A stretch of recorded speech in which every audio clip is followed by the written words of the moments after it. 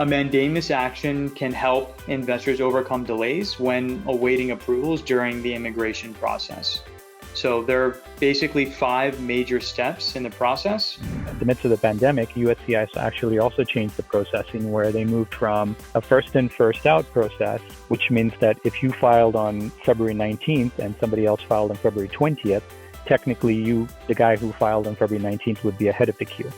What we have done and what others in the industry are doing is we will file complaints on behalf of petitioners whose petitions have been pending longer than the estimated average or range published by USCIS. EB-5 petitioners are making a very large investment, and EB-5 petitioners are also paying at the higher level with regard to filing fees as compared with the rest of the other immigration programs.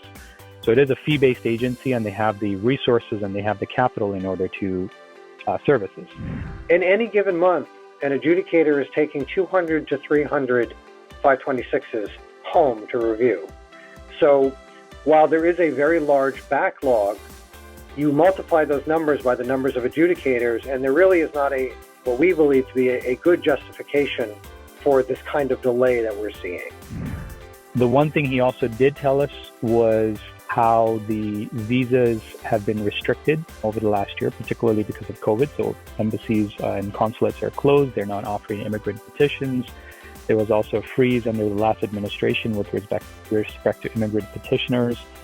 So if you file an I-526 petition and you believe that you have been pending for far longer than necessary, then we have to determine whether or not this is applicable to you. So there have been a few circumstances where we've reviewed it and we've actually turned the client away and said, listen, we don't think you have a very strong I-526 case. And so if you file a mandamus, you may be inviting a more severe adjudication from USCIS.